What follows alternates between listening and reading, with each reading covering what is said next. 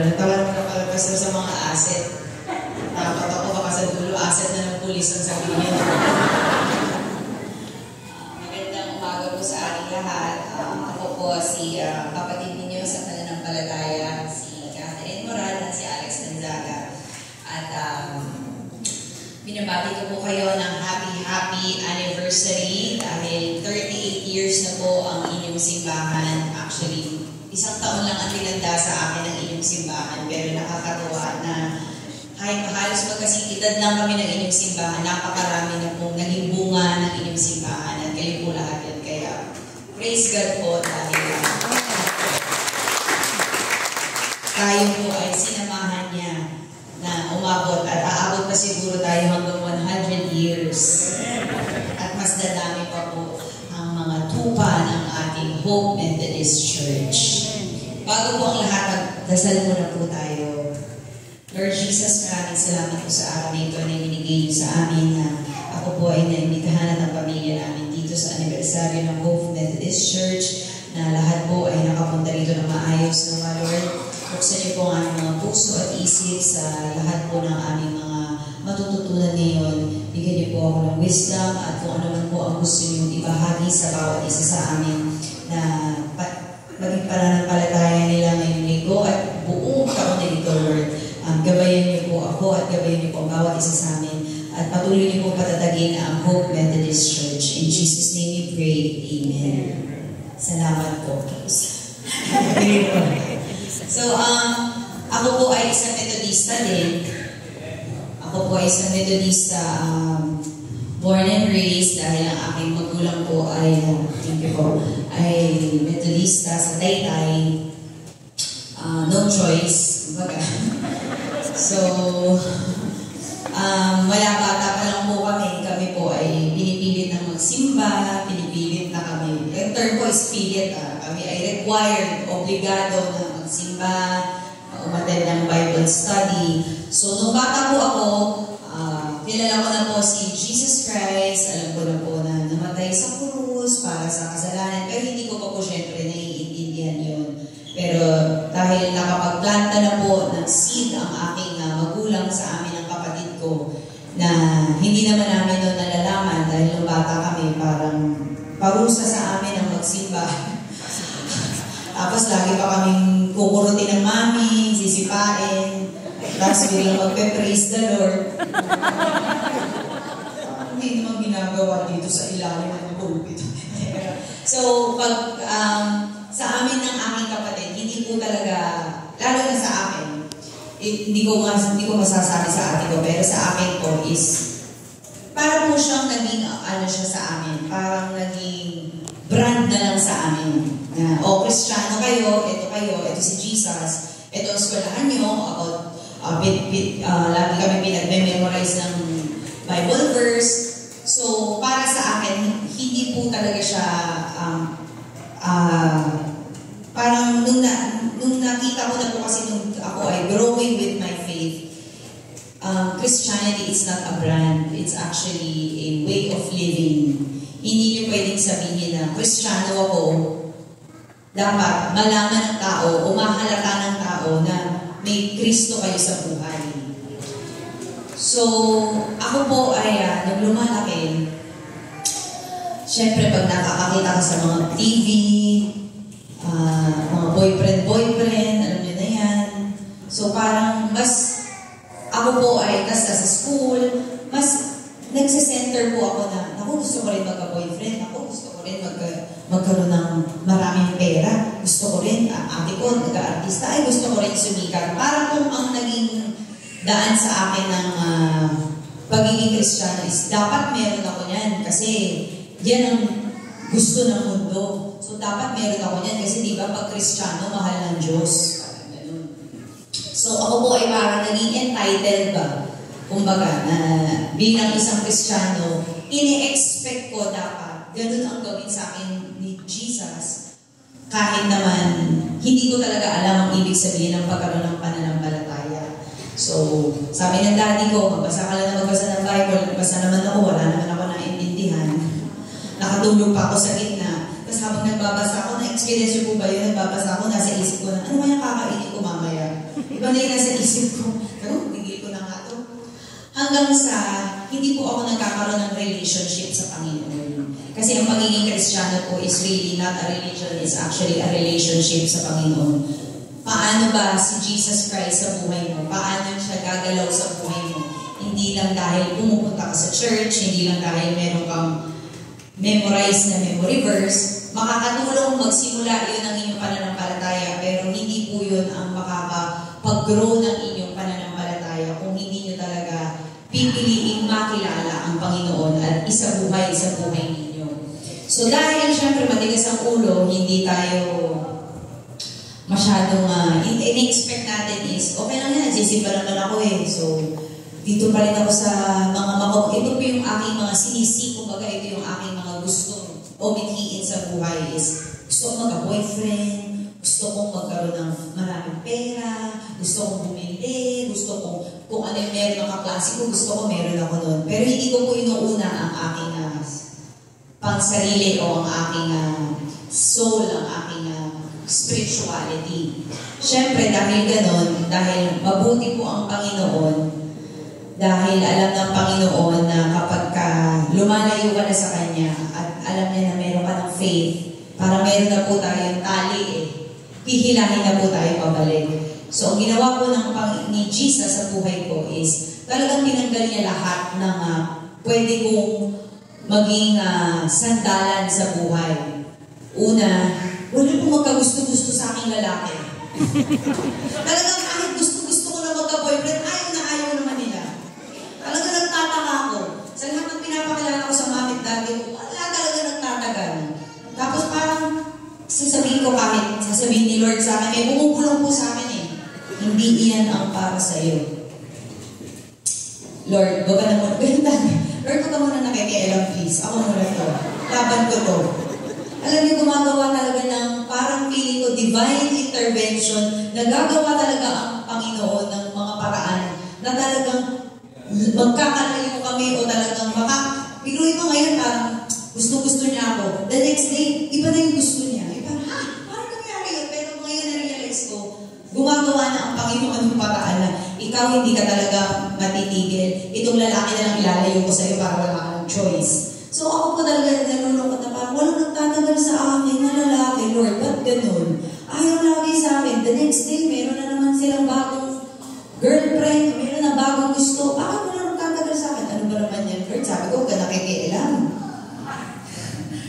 Tapos po, ako naman po ay nag-showbiz dahil feeling ko naman, ang ate ko nakapag-showbiz. Showbiz naman ako. Ang bilis naman talaga. Dahil talagang Kristiyana tayo, mahal tayo ng Panginoon, dapat mabilis ang buhay, maganda ang buhay. Nag-showbiz naman po ako. Sa showbiz naman po, ay talagang puro naman po frustration sa buhay ang mararamdaman ninyo.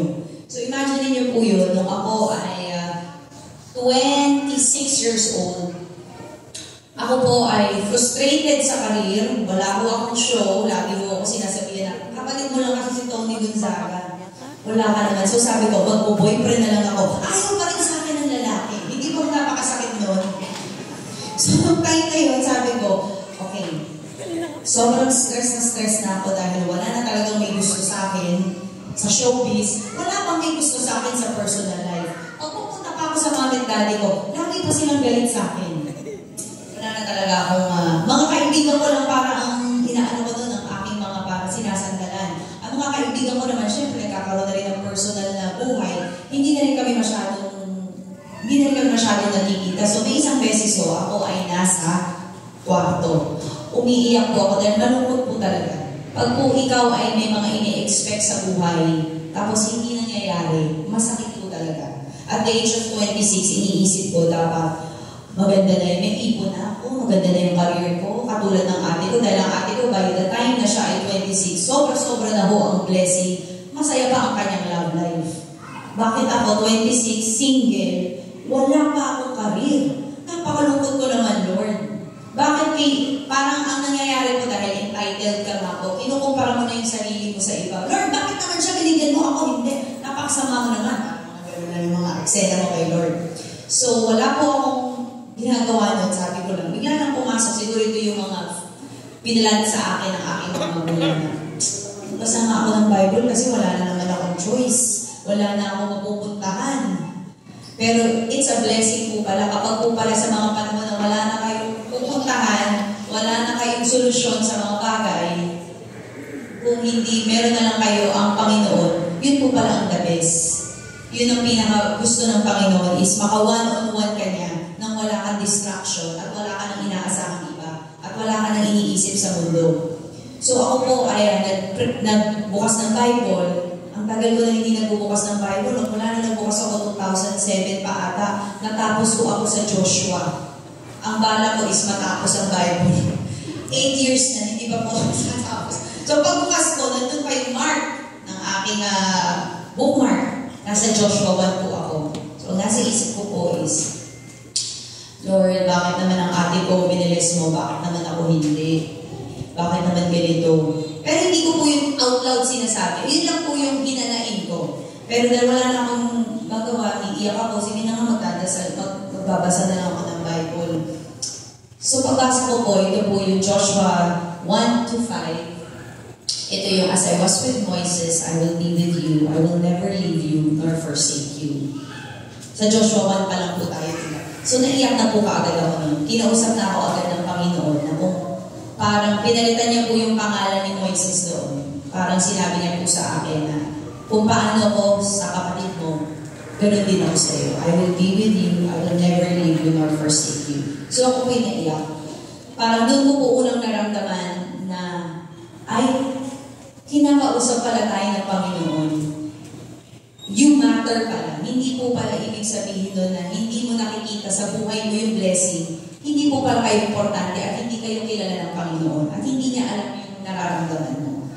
So hanggang sa binasa ko po uli yun, sabi ng daddy, basahin ko pa daw uli. So nagbasa ko sa 1-7, yun yung you have to meditate the Bible day and night para po pag na-meditate mo na sa buhay mo, and then tsaka niya ibibigay sa iyo lahat ng mga hinahangad mo. So, ito po ay naging verse ko sa buhay. At by that time po, nakilala ko naman po ang aking napangasawa ngayon. Napakasaya naman talaga. So, ako po ay nakakilala ng aking, nakilala ko ng mga asawa ko at nung time na yon, ako po ay nag-cling on doon sa verse na yun. So, after nun, ako ay naiyak po ako nun sobrang kung nag-stuck yun. Kasi pag kinakausap ko kayo ng Panginoon, maano po yun sa utak niyo, parang may imprenta yun sa utak niyo na forever may isip niyo yun. Na sa kahit anong bagay, bigla nang papap yung mga Bible verse na talagang parang alam nyo kinausap kayo ng Panginoon. So nakilala ko po ang aking asawa. Ang asawa ko po ay napakabuti rin na nagdasal ako kahit iba po kami ng reliyon, siya po ay Katoliko. Siya po ay meron din po siyang relationship sa Panginoon at hindi rin niya po ako pinipigilan at hindi rin niya po ako sinasamahan pa po niya ako sa simbahan. So mas naging close po ako sa Panginoon dahil sa Kanya. Hindi po siya naging parang distraction sa Panginoon. Kumbaga, ang binibigay pala sa atin ng Panginoon ng mga tao, right people para sa atin, ay makakabalik sa Kanya or makakatulong na mas maging malalim ang relationship niyo sa Panginoon kesa sa makalayo kayo sa Kanya. Kaya yun ang lesson sa ating mga single girls. Kapag ang ating kapartner sa buhay, malalaman natin, para sa akin po malalaman natin, siya ay bigay ng Panginoon kapag siya ay nilalabas niya ang best version ninyo, best version of yourself, at mas pinapalapit niya kayo sa Panginoon. Pero kung mas pinapalayo pa niya kayo sa Panginoon, baka po pag-isipan natin, baka hindi po ito ang para sa atin. Pero depende naman po yan. Yun lang po yung aking naging parang gauge.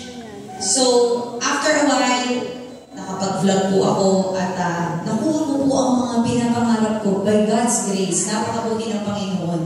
Naramdaman ko na talagang faithful ang Panginoon. Inaantay lang pala niya talaga. Pero naman, may sumasabotahin na. Baka yung ex ko yan. Napapatunayan ko po talaga na God is faithful even if you are not faithful. Dahil sa mga panahon,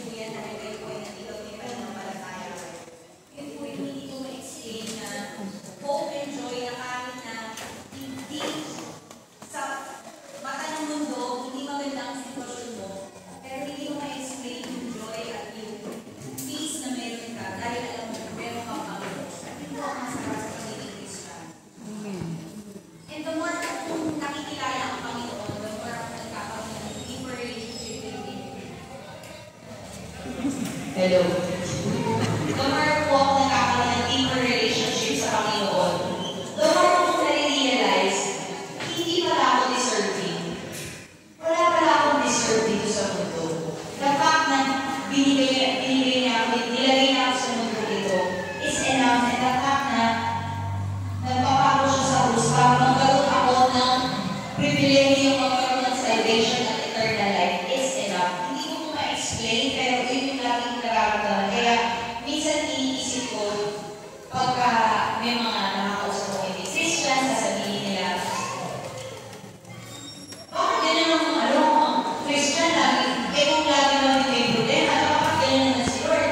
Kung si Lord ganyan, bakit lagi may ako walang pera? Ang dami niya po, ang dami, nakikita ko yung dati kong sarili, ang dami nilang reklamo. Pero pag nagkaroon ka ng relationship talaga sa Panginoon, the more mong ma-realize kung gaano kadakila ang Panginoong Jesus, the more mong ma-realize, wala akong deserve. Lahat ng ito, lahat ng nakikita ko, lahat ito ay grace ng Panginoon. Dahil mahal niya ako, kaya ako nandito. Mahal niya ako, kaya ako may magulang. Mahal niya ako, kaya niya ako pinili ng asawa. Mahal niya ako, na kahit paano ako ay nakakakain ng 3 beses sa isang araw. Mahal niya ako dahil may kaibigan ako. Mahal niya ako dahil may mga nakikilala ako na nagiging tulay para magkaroon ako ng blessing.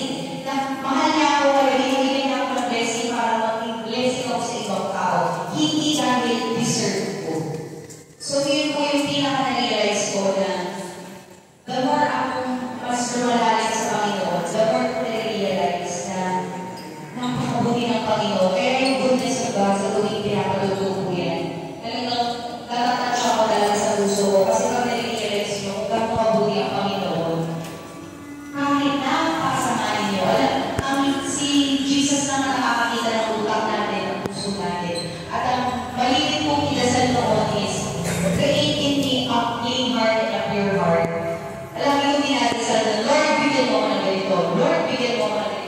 hindi ko po pinagdarasal na, Lord, linisin niyo ang puso ko, baguhin niyo ang puso ko, gawin niyo akong mas malapit sa inyo at mas Christ-like. At gusto ko is, pag nakita ko, mas makikita nila ang glory ng Panginoon, hindi ng glory ko, hindi ng papuri sa akin.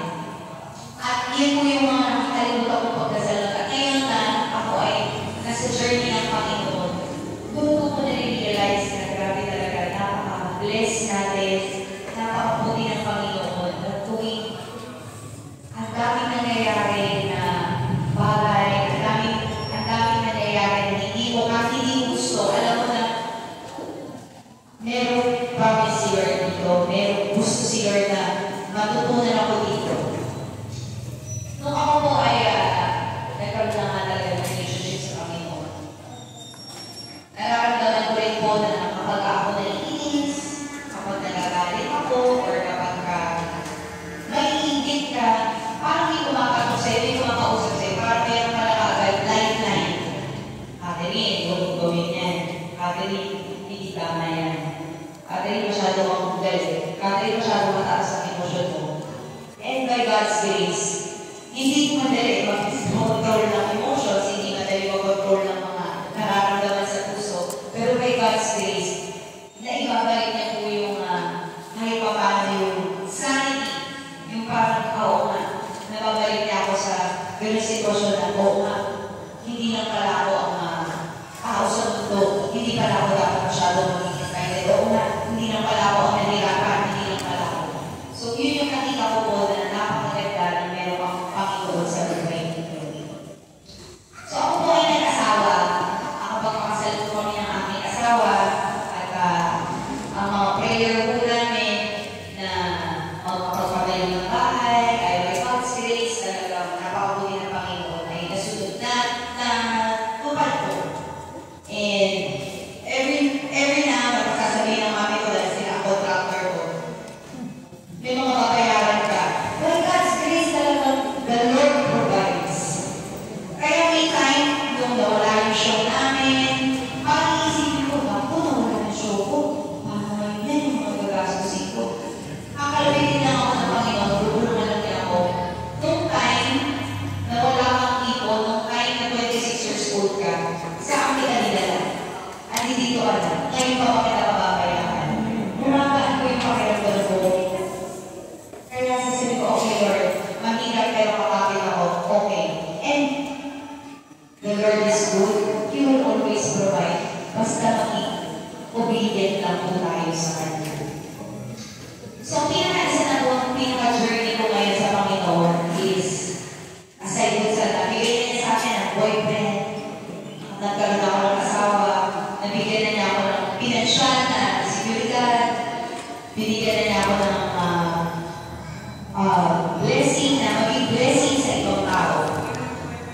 Nung kami po ay nagpakasal, isa po sa journey namin is gusto namin magkaanak ng asawa ko. Noong una kong pag-ubuntis, nag-inagdi ako kay Lord. Lord, nag-bilis mo natin ako naman. Kahit pa ako. Kasi hindi naman din ko natuloy. Hanggang sa after ilang years, nag-ubuntis ko through science. Kumapit na ako sa science. Sabi ko, Lord, hindi mo binibigay sa akin ng natural. So, akit na ako sa science. Hindi din mo binigay. Ako rin po, hindi natuloy yung aking IVF journey. Nag-fail din po. So, sabi ko, okay Lord, nag-usap kami ni Lord. Sabi ko, Lord, bibigyan niyo po ba ako ng anak ng asawa ko? So, kakausapin na nila ako ni Lord. Ate Lynn, magmula bata ka, kasama mo, kaya hindi ko nga po ina-acknowledge. Pero, binigay ko sa iyo lahat ng kailangan mo. Much more na yun, na magkasama tayo. Ibibigay ko yan sa iyo. Gusto ko lang makita yung pananampalataya mo. Will you still be grateful in the waiting? Sa mga panahon na tayo, pinag-aantay ng Panginoon, magiging faithful pa rin po ba tayo? Ako personally, kahit na napakita na sa akin ni Lord kung paano niya ako kaya i-bless, pero dito sa pagkakataon dito, may mga times po na napakahihinahan ako ng Lord. May mga times na malulutog ka, may mga times na magtatanong ka. Ako po, personally, tatanong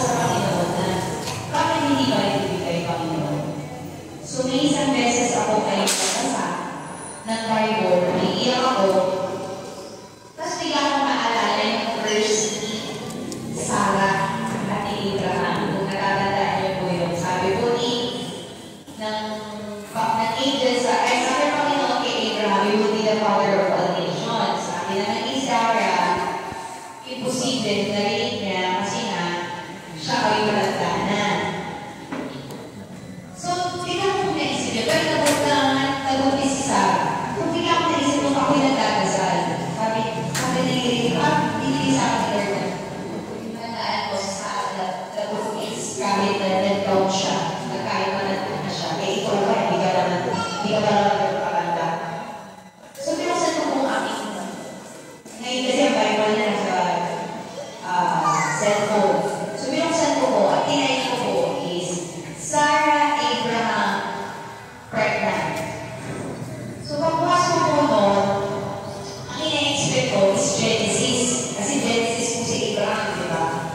Ang lumabas ko sa buong Google, sa buong pag-search ko, Hebrew 11:11, 11:11, 11:11, Hebrew 11:11. Ang nakita ko pa, hindi ko ako nakita ang Hebrew, nakita ko ng 11:11. So bago ko pa-i-click, biglang binulong sa akin ang Panginoon, di ba ang iyong anniversary mag-asawa ay November 11, 11:11. Nagulat ako na sa Hebrew 11:11 ay ang verse pa doon is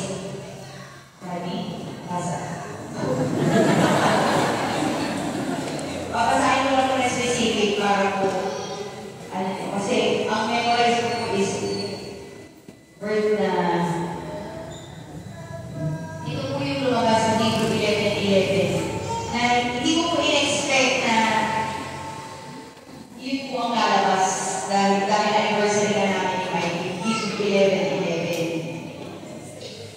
And by faith, even Sarah, who was past childbearing age, was enabled to bear children because she considered him faithful who had made the promise. So sabi ko, okay, Lord, I should be faithful because you are faithful who made that promise. So sabi ko, okay Lord, so mapag-buntis ako. Naturally. So yun po ang in-expect ko. After less than a year, ako po ay nabuntis last year. So ako po ay sobrang, hindi kami makakaniwala ni Mikey na kasi po, sa totoo lang, pag ako ay nagbubuntis, pangalawang buntis na.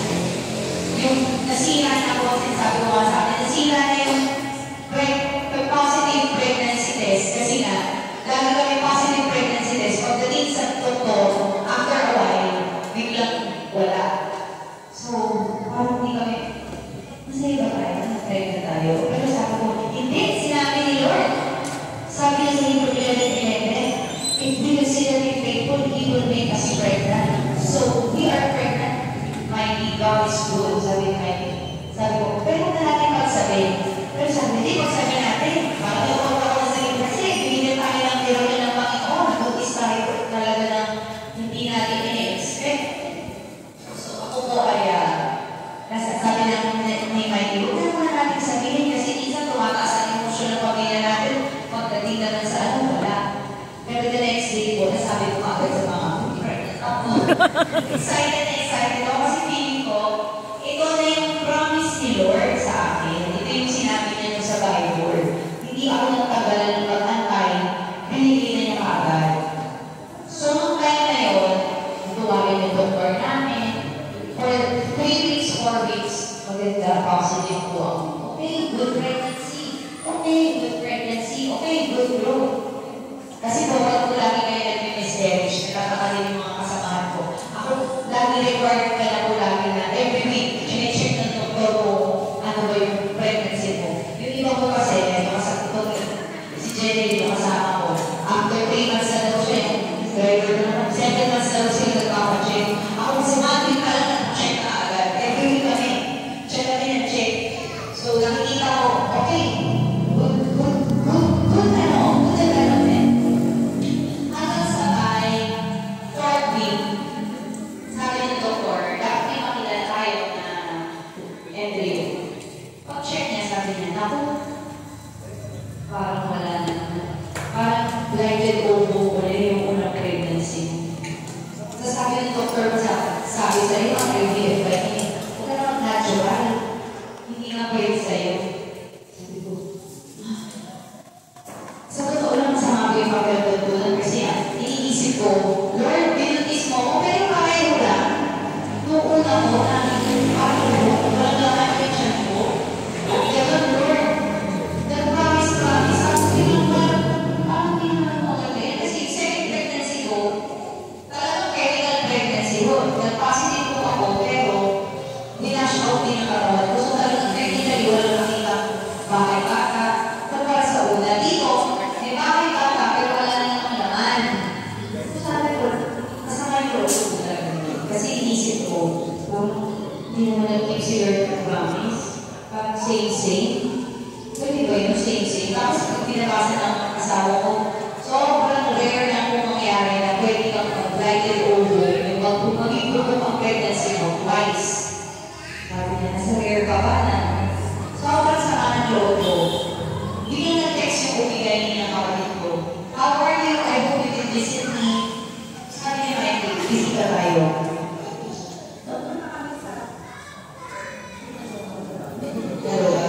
Nung pumunta kami sa doctor, the next day, sinabihan ko kung baka-blighted over ka. Sabi ng doktor, bakit siya ka ulit second opinion? Dahil siyempre ako po ay mawala na ng faith kahit pa paano. Nasaktan na, sabi ko lang na, ayoko na. Huwag na tayo mag-check. Mag-check na lang tayo after 1 week. Kapag lumabas after 1 week, wala talaga. Okay na ako. At least, hindi na makamahan. Parang may trauma na ako kasi ako sa mga sa transvaginal. Dahil sa dami beses ko na nag-transvaginal. Lagi ko, halos lahat ko, lagi sasabihin. Lagi ko yun na yung tao. Kaya, kakawakan na lang ako sa paa. So sabi ko, ayoko na mag-TBS minding. Kung ano na lang bilhin ni Lord after a week. So, syempre mahirap, iyak kami, nalulungkot kami, nagdadasal kami. That night, umiiyak ako sa Panginoon. Ako po ay nakadala sa condominium. Nakapamas ko yung aking rutina. Tinitignan ko yung langit, gabi na. Umiiyak ako kay Lord. Sabi ko, Lord, bakit ganun? Bakit naman po kailangan? Pareho, same. Parang, ang pangit mo ng kwento na lagi ko sinasabi. Hindi naman ni Lord, nabuntis ako tapos same. Parang, hindi maganda, Lord. Sabi, hindi maganda sa image mo. Yan ako ba si Lord? Hindi maganda sa image mo yan, Lord. Parang hindi nakaka-keep ng promise yan.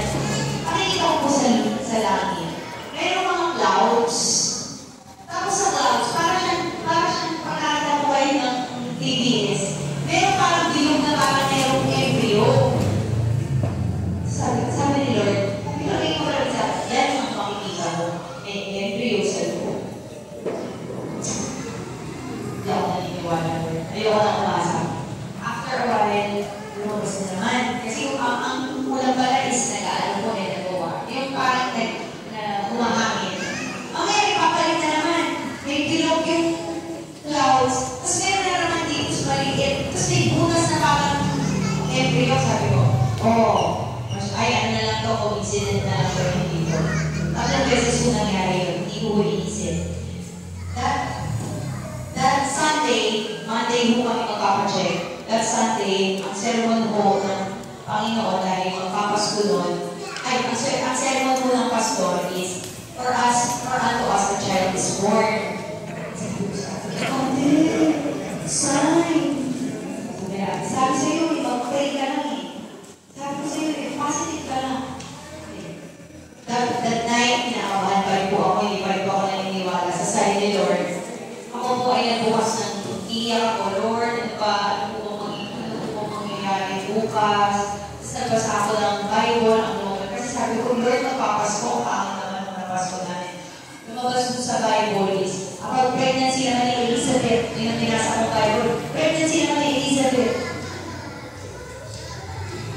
Tapos pagbukas ko po ng aking YouTube, nakita ko si Stephen Furtick, yung isang pastor, nakalive, kasi nga Sundays. Gabi na dito, Sunday morning sa Amerika. So, pinuksan ko. Ang sabi niya, and she was pregnant. Sabi niya, ang sakto ko. Tapos, ang pinag-uusapan din niya is si John. Yung pagkakabuntis na ni Elizabeth kay John the Baptist. So, sabi ko kay Mikey, kinalabi ko, dulog-dulog na yung asawa ko. Mikey, may baby tayo. Tatlong beses na talaga itong sign na sabi ni Lord, may baby tayo. Tutulog na ako. The next day po, talagang God is good. Pagpasok po namin sa sa X-ray, DBS. Sabi, alam na nila kasi is second opinion for blighted ovo. So, bakit i-check na lang kung talagang failed pregnancy. Pag ano niya, ay, wala na. Sabi, doktor. Pag gano'n niya, ay, masakit. Sabi ko, ay, masakit. Meron ko rin makikita ng HIV. Sabi ko, doktor, meron ako nakita. Dok, ilan mo ako? Hindi. Well, hindi, ang laki na ng ano mo. Sabi niya, laki na ng bahay bata mo. Dapat may baby na yan. O wala pa. Sabi, hindi, Dok. Gumano ka pa. So, kung ano ko nakasuksok, may maliit na baby. Sabi ko, Dok, yan na, may ano. Sabi, ay, ang liit naman ng ano mo. Kasi parang nakagalan po siya eh. Nakagalan po yung aking, yung aking bata. Ay, maliit naman itong ano mo. So, wala na nagka-crush. Nawawala na daw yung bahay bata, nagka-ano na daw, nasisira na. Wala na nasisira. Sabi ko, Dok, di ba sabi mo kanina ang laki? Di ba sabi mo kanina ang laki, kasi sabi mo, healthy. O, tignan mo ulit. Sabi, oo, healthy nga. Sabi niya.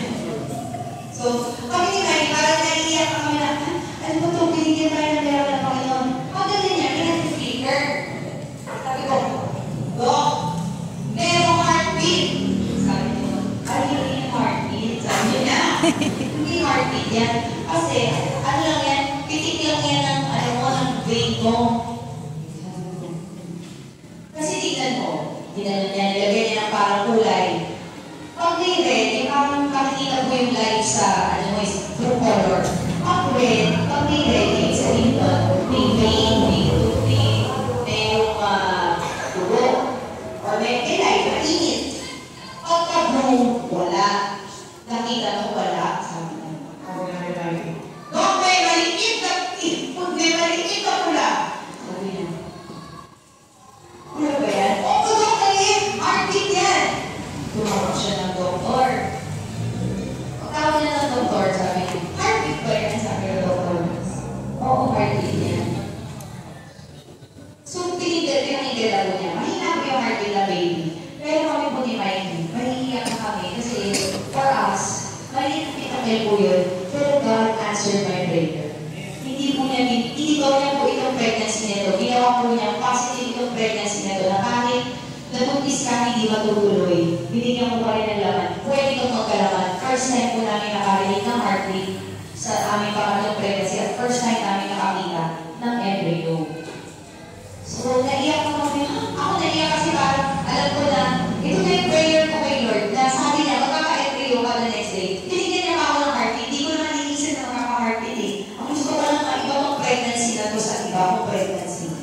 Sabi ng doktor, huwag ako na umiyak. Hindi pa sure yan. Magkrabi na naman ito, parang padala pa ata ng kaaway ko sito.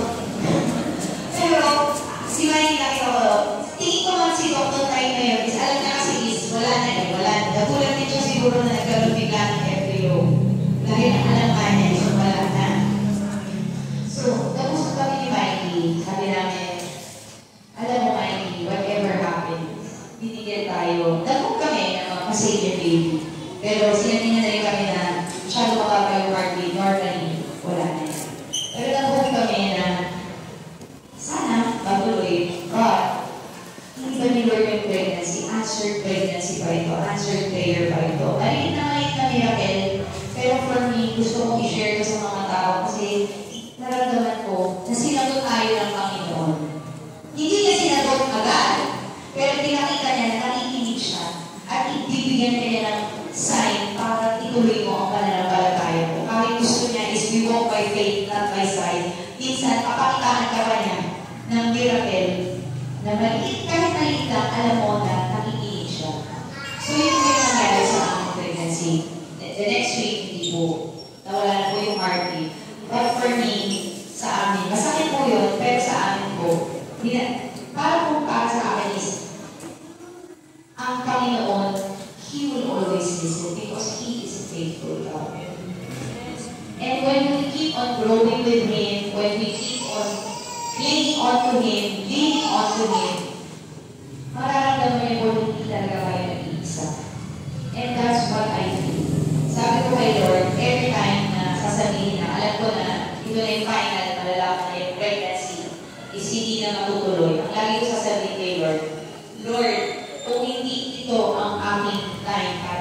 Mercedes. Gusto ko pagdating doon sa TVS, gusto ko kasama nila. Gusto ko kaligid nila, mararamdaman nila. So ako po ay, nung aking pangalawang beses, ramdam ko sabi ni nung doktor, wala, fail. Pero talaga kumulong sa akin, oh, layo ka na. Nakalimutan mo, sabi mo, praise the Lord ka. Sabi ko, praise the Lord. Sabi ko, nurse, fail po. Okay, praise the Lord, that is good. Sabi ko, kasi ko inisip ko nung no, alam ko, hindi na naiintindihan. Kasi praise the Lord pa siya. Tapos sabi ni, kasi narinig ko po kunin mo na yung panty mo, magdamit ka na. Tapos paglabas mo dyan, kakain ka. Back to normal ka, nandito lang ako. Na-experience mo na yan. Ito pong pangatlo, medyo iba, syempre dahil may embryo. Pero sinabi ko, Lord, kung anong mga mangyari, kung hindi man tumatuloy, bigyan mo ako ng peace. Ayoko magsisi na. Kasi sabi sa amin, wala naman pala, naanin namin, nasa ipagod namin yung embryo namin. So, nung time na ako po ay last pregnancy ko, sinabi na ng doktor na wala nang heartbeat. Ito na naman yung mga nurse. Tumunod na sa hapa ako. Sabi ko, okay po. Sabi ko, Lord, nasa kasi ni Lord. Andito ako, tatayo ka dyan, magyakap kayo ng asawa mo, magdasal kayo. Parang, kasi syempre pag sa mga ganong pagkakataon, hindi mo na alam gagawin mo. Yung kaya siguro hindi ka natutulala.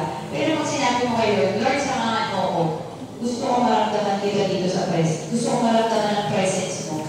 Mararamdaman po niya. And even my husband, ang husband ko, nakikita ko sa kanya yung gusto niya talaga. Pero pagkita ko sa kanya, hindi pa siya, sabi niya, okay. It's God's will. Sabi niya, God's will. At umalis kami ng hospital na peace. Hindi masaya, syempre, hindi namin nakuha ang gusto namin. Pero mayroon pong peace. Tapos may nakita po akong doktor. Sabi niya sa akin, kamusta ka na, Alex? Sabi ko, hindi po natuloy yung pregnancy. Parang talaga, hindi po natuloy. Ha? Pangilan mo na yan? Sabi ng doktor. Sabi ko,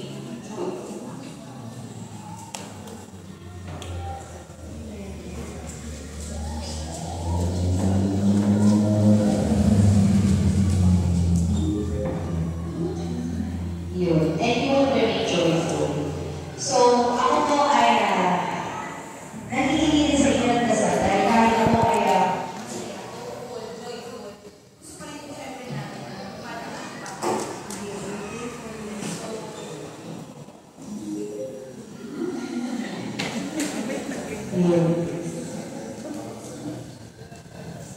Ayaw din busog yung pregnancy.